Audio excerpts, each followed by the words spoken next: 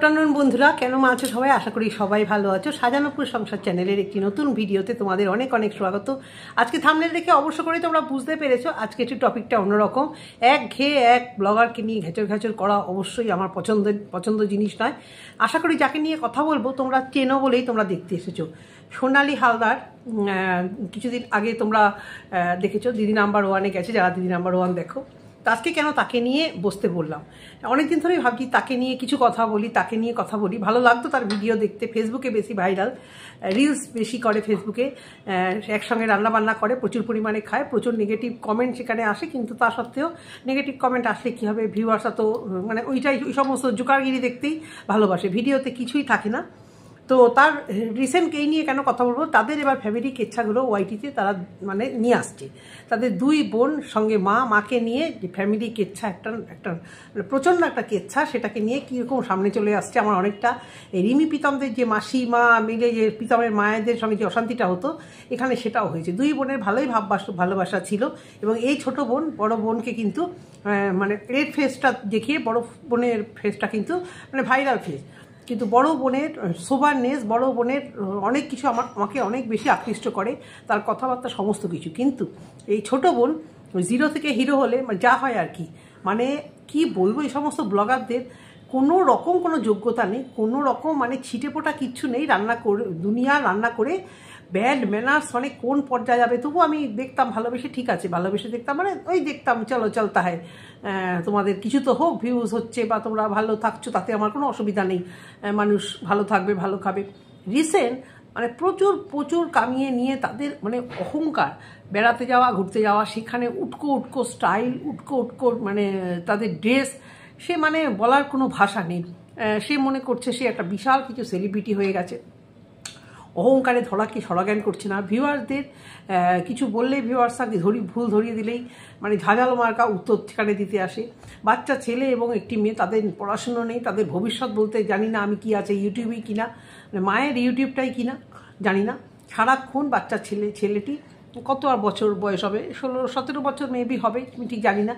মেয়েটিও ওই রকমই ছোটোই হবে, 12-13 বছরই হবে। সারাক্ষণ এই মায়ের ক্যামেরাতে এই ভিডিও যেখানে আমাদের সেদিনকে দেখলাম পেপারে কি নিউজ বেরিয়েছে, আমাদের এই রিলস এক একটা সেকেন্ডে মানে মানুষ এবং মানে মধ্যবয়স্ক মানুষরাও মানে সারাক্ষণ এই রিলসে ব্যস্ত থাকে। সেখানে বাচ্চাগুলোর ভবিষ্যৎ, বাচ্চাদের আপকামিং যাদের মানে একটা ভবিষ্যৎ, একটা ফিউচার, একটা ব্রাইট হবে, সেটা কিন্তু এই সোশ্যাল মিডিয়ার জন্য নষ্ট হয়ে যাচ্ছে। সেখানে লেখা আছে, এবং এটা আমি খুব ফিল করতে পারছি না আমাদের ফ্যামিলিতে রিলসের এই মানে আকর্ষণ। যেহেতু আমি কয়েকটা রিলস করি ইউটিউবে, ঠিক আছে, না আমার ছেলে না আমার মেয়ে, আমার বর্তমানে প্রশ্নই আসে না, কখনো তারা এই জিনিসটা করে না। তারা ভিডিও দেখে, ভিডিও যেরকম মোবাইলে সব আসক্ত, কিন্তু তা বলে নিজের রিলস করে দেওয়া বা চ্যানেল খোলা ওই সমস্ত মধ্যে এখনও আমাদের মানে বাড়ির কেউ আসেনি, এই আমি যা একটু করি। তো সেখানে দেখছি যে সত্যি কথায় বেড়াতে গিয়ে, ধরো একটা ফ্যামিলিতে ব্লগ করে, অনেকেই রিলসও করে, বেড়াতে গিয়ে সেই জায়গাটাকে এনজয় করতে পারে না। যেমন আমিও 2 দিন আগে বেড়াতে গেছিলাম, কিন্তু আমি সেখানে না করেছি ভিডিও, না করেছি কিছু, কারণ আমি নিজেকে কন্ট্রোল করেছি যে এখানে আমি বেড়াতে এসেছি, এখানে আমি একটা কোয়ালিটি টাইম স্পেন্ড করতে এসেছি, বন্ধু বান্ধব সবার সঙ্গে হাসবো, খুব মানে ঘুরবো, মজা করবো না। আমি তো ব্লগার নেই, আমি কন্ট্রোভার্সি কি, এটা ব্লগার হলে মেবি কিছু শ্যুট তো করতাম। কিন্তু এখানে দেখা যাচ্ছে যে এখানে অনেকেই এতটাই মানে খারাপ একটা সিচুয়েশান হয়ে দাঁড়িয়েছে। বড়রা যারা মানে মধ্যবয়স্ক মানে প্রাপ্তবয়স্ক, তারা ঠিক আছে, ছোটো ছেলেমেয়েরা এইভাবে আসক্ত হয়ে যাচ্ছে। দেখা যাচ্ছে যে কোথাও ঘুরতে গেল, হোটেলে ঢুকেই তাদের ফার্স্ট কাজ হোটেলটাকে ঘুরে দেখা বা জায়গাটাকে ঘুরে দেখা না, আগে এই যে রাস্তায় আস্তে আমি যে রিলসগুলো করলাম, সেই রিলসগুলোর আমাকে কতটা ভিউজ দিল, দেখি তো লোক আমাকে কতটা পছন্দ করছে। এটা কিন্তু একটা নেশা, যেটা আমাদেরও আসে। আমরা ভিডিও করলে আমরাও খুব ভালোবাসি যে বাহ, আমার এত ভিউজ হলো, নিশ্চয়ই ভালো লাগছে।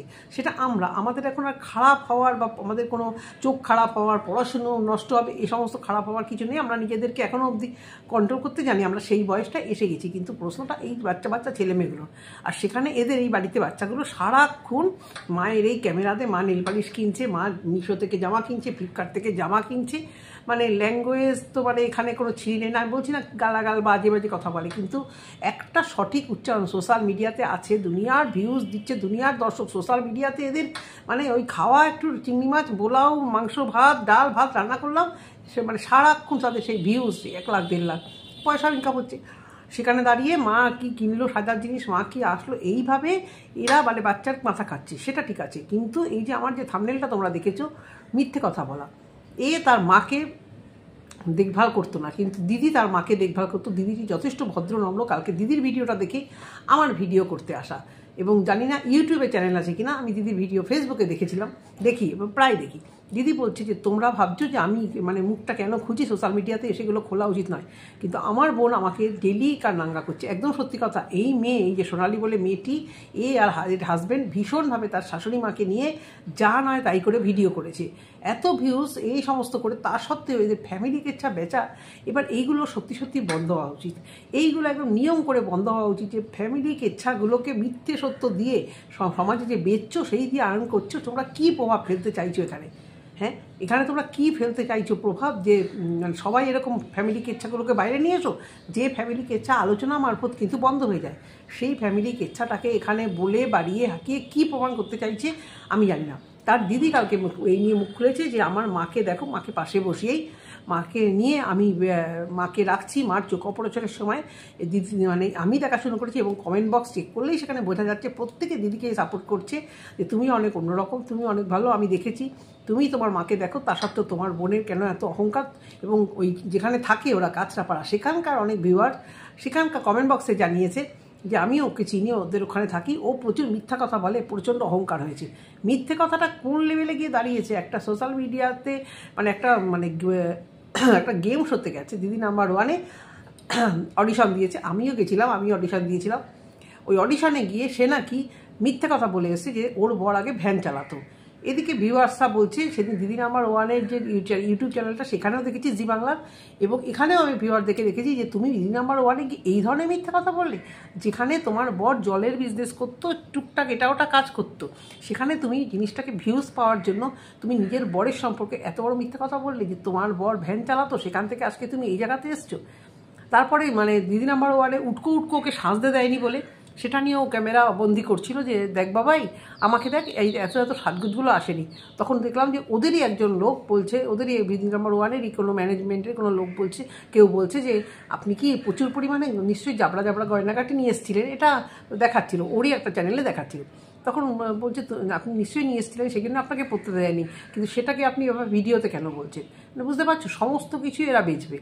তো এর দিদি কালকে বলছে যে আমার অনেক কিছু কথা বলার আছে, এর বাজারে মান্থলি 40 লাখ টাকা লোন, এই যে তো আমরা ভিডিওতে দেখি একবারে বাড়ি হয়ে গেল, একবারে তোমার সোফা এসে গেল, টিভি এসে গেল, মডিউলার কিচেন হয়ে গেল, রান্নাঘর পুরো সেজে গেল, বড় ফ্রিজ এসে গেল বাড়িতে, আর মানে কাবার্ড এসে গেল, মানে দামি দামি জাগুয়ারের সমস্ত বাথরুম ফিটিংস এসে গেল, কোনোটা বাদ নেই।